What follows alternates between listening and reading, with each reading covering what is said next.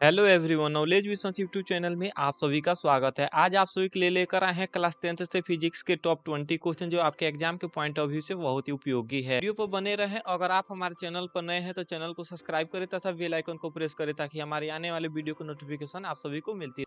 ये most important question है आपके एग्जाम के लिए, तो बिना वीडियो को स्किप किए वीडियो पर बने रहे। तो बढ़ते हैं इसके क्वेश्चन की तरफ।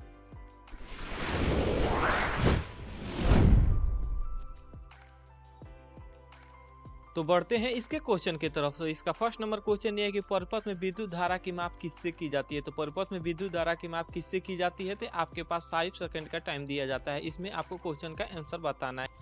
जब तक मैं क्वेश्चन का ऑप्शन बोलूंगा आपको वीडियो के लास्ट में या वीडियो में कमेंट करके बताना है कि आपने कितना क्वेश्चन को अटेम्प्ट किया। तो इसका फर्स्ट नंबर क्वेश्चन है कि ए में दिया है कि वोल्ट मीटर, बी में दिया है ए मीटर और सी में दिया है गैल्वी मीटर और डी में दिया है इनमें से कोई नहीं थी। इसका राइट आंसर क्या होगा, तो इसका right answer B number option आपको याद रखना है, ए मीटर। फिर इसका नेक्स्ट क्वेश्चन है कि प्रतिरोध का ऐसा मात्रक क्या है। तो मोस्ट इंपॉर्टेंट क्वेश्चन है आपके एग्जाम के पॉइंट ऑफ व्यू से, तो वीडियो को थोड़ा सा भी स्किप ना करें। तो इसका ए नंबर ऑप्शन दिया है कि जूल, बी में दिया है वोल्ट और सी में दिया है ओम और डी में दिया है एम्पियर। तो इसका राइट आंसर क्या होगा, तो इसका right answer C number option आपको याद रखना है, प्रतिरोध का ऐसा मात्रक ओम होता है। फिर इसका नेक्स्ट क्वेश्चन ये है कि दाढ़ी बनाने में कौन सा दर्पण प्रयुक्त होता है। तो जो दाढ़ी बनाया जाता है उसमें कौन सा दर्पण प्रयुक्त होता है, तो ये भी मोस्ट इंपॉर्टेंट क्वेश्चन है और हमेशा आपके एग्जाम में पूछे जाते हैं। तो इसका ए नंबर ऑप्शन दिया है कि समतल दर्पण में, बी में दिया है कि अवतल दर्पण में और सी में दिया है उत्तल दर्पण में और डी में दिया है इनमें से कोई नहीं। तो इसका राइट आंसर क्या होगा, इसका right answer B number option आपको याद रखना है, अवतल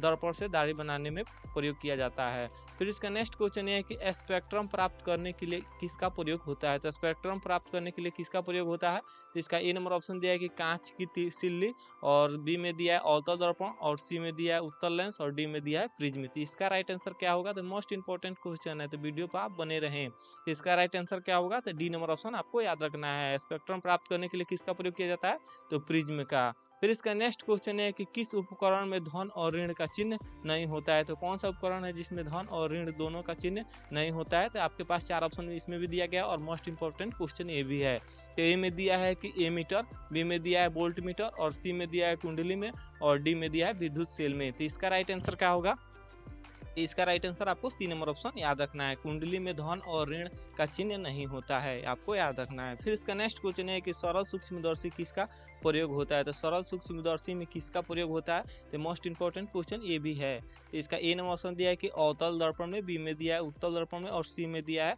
अवतल लेंस में और डी में दिया है उत्तल लेंस में। तो इसका राइट आंसर क्या होगा, तो इसका right answer D number option आपको याद रखना है। सरल सूक्ष्मदर्शी किसका प्रयोग किया जाता है, तो उत्तल लेंस का प्रयोग किया जाता है, आपको डी नंबर ऑप्शन याद रखना है। फिर इसका नेक्स्ट क्वेश्चन है कि निम्नलिखित में से कौन लवण है। तो निम्नलिखित में से कौन सा लवण है, तो ए में दिया है कि HCl, बी में दिया है NaOH और सी में दिया है K2SO और डी नंबर ऑप्शन में दिया है कि NH4OH। तो इसका राइट आंसर क्या होगा, तो इसका राइट आंसर आपको याद रखना है सी नंबर ऑप्शन, K2SO4 होता है निम्नलिखित लवण। तो इसका नेक्स्ट क्वेश्चन है कि नाइट्रोजन अणु के कितने संयोजक बंधक होते हैं। तो नाइट्रोजन अणु में कितने संयोजक बंधक होते हैं, तो इसका ए नंबर ऑप्शन दिया है कि 1, बी में दिया है 2 और सी में दिया है 3 और डी में दिया है 4। तो ये भी मोस्ट इंपॉर्टेंट क्वेश्चन है, आपको इस पर डबल स्टार लगा लेना चाहिए। तो इसका सही आंसर क्या होगा, तो इसका सही आंसर सी नंबर ऑप्शन आपको याद रखना है। नाइट्रोजन अणु के कितने संयोजक होते हैं, तो 3 आपको याद रखना है। फिर इसका नेक्स्ट क्वेश्चन है कि डैश डैश एक वन संपदा का उदाहरण है। तो ये भी मोस्ट इंपॉर्टेंट क्वेश्चन है, आपको भी इस पर स्टार लगा लेना चाहिए। तो ये वो डैश डैश एक वन संपदा का उदाहरण है। तो ए में दिया है कि मिट्टी, बी में दिया है लकड़ी और सी में दिया है तांबा और डी में दिया है एल्युमिनियम। तो इसका राइट आंसर क्या होगा, तो इसका right answer B number option आपको याद रखना है कि वन संपदा का उदाहरण लकड़ी है। फिर इसका नेक्स्ट क्वेश्चन ये है कि इंसुलिन की कमी से डैश डैश होता है। तो इंसुलिन की कमी से क्या होता है, डैश डैश।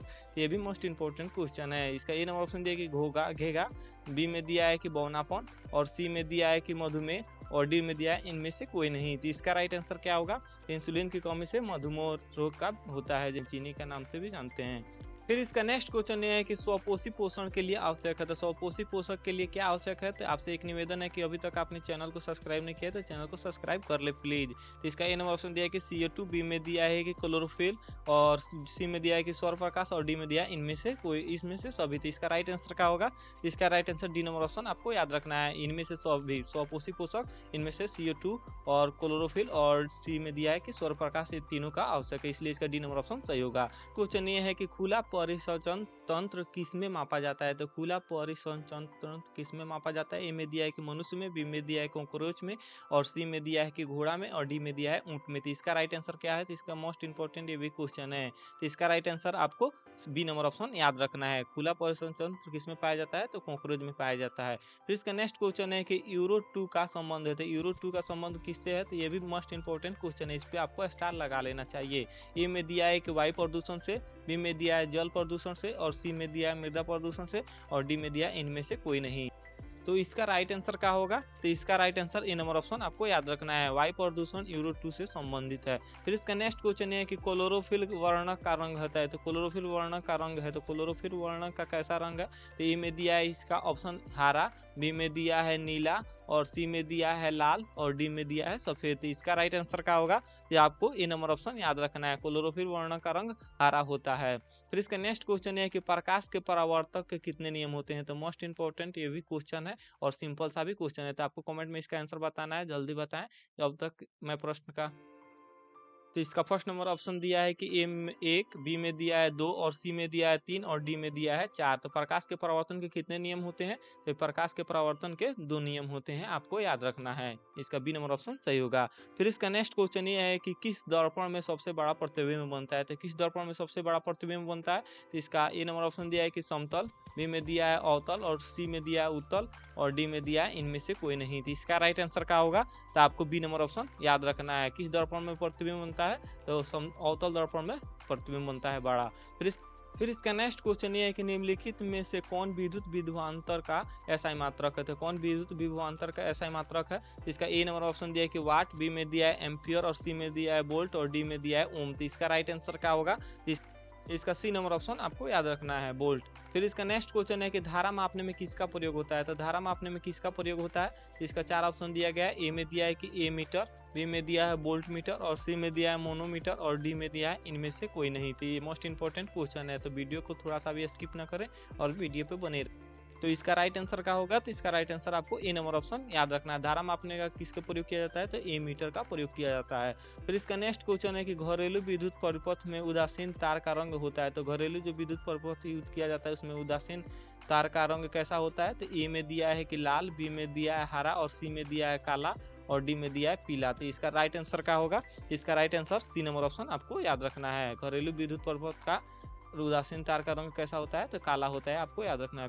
अब इसका नेक्स्ट और लास्ट क्वेश्चन ये है कि जीवाश्म ईंधन की ऊर्जा का वास्तविक स्रोत है। तो जीवाश्म ईंधन की ऊर्जा का वास्तविक स्रोत क्या है? तो इसका 4 ऑप्शन दिए गए। ए में दिया है कि सूर्य, बी में दिया है कि चंद्रमा, और सी में दिया है नाभिकीय संलयन, और डी में दिया है इनमें से कोई नहीं। तो इसका राइट आंसर क्या होगा? तो इसका right answer A number option आपको याद रखना है। जीवाश्म ईंधन की ऊर्जा का वास्तविक स्रोत सूर्य है। अब बात करते हैं पिछले क्वेश्चन को, जो मैंने आप सभी से पिछले वीडियो में पूछा था कि एक अंतरिक्ष यात्री को अंतरिक्ष में आकाश कैसा दिखाई देगा। तो एक अंतरिक्ष यात्री को अंतरिक्ष में आकाश कैसा दिखाई देगा? तो आपके पास मैंने 4 ऑप्शन दिया था। ए में दिया था कि बैगनी, बी में दिया लाल, और सी में दिया था नीला, और डी में दिया था काला। तो इसका राइट आंसर क्या होगा? तो इसका right answer D number option सही होगा। अंतरिक्ष यात्री को अंतरिक्ष कैसा दिखाई देता है? तो काला दिखाई देता है। अब बात करते हैं नेक्स्ट क्वेश्चन, जो ये नेक्स्ट क्वेश्चन ये आपके लिए है और इसका आंसर आपको ही देना है कि ऊर्जा का एसआई मात्रक होता है। तो ऊर्जा का एसआई मात्रक क्या आता है? तो मोस्ट इंपॉर्टेंट क्वेश्चन है और सिंपल सा भी क्वेश्चन है। इसका ए नंबर ऑप्शन जैसे दिया है कि कैलोरी, बी में दिया है जूल, और सी में दिया है ताप, और डी में दिया है न्यूटन। तो इसका जो भी आंसर सही होगा आपको कमेंट बॉक्स में इसका आंसर देना है। अगर ऐसा ही वीडियो देखना चाहते हैं तो आप हमारे चैनल को सब्सक्राइब कर ले तथा बेल आइकन को प्रेस कर ले। आई होप कि आप सभी को वीडियो पसंद आई। अगर वीडियो पसंद आई है तो आप हमारे चैनल को सब्सक्राइब करें तथा बेल आइकन को प्रेस करें ताकि हमारे आने वाले वीडियो को नोटिफिकेशन आप सभी को मिलती रहे। वीडियो को लाइक नहीं किया तो वीडियो को लाइक कर दे तथा दोस्तों के साथ शेयर करना ना भूले। तो मिलते हैं इसके नेक्स्ट वीडियो में, तब तक के लिए जय हिंद, वंदे मातरम।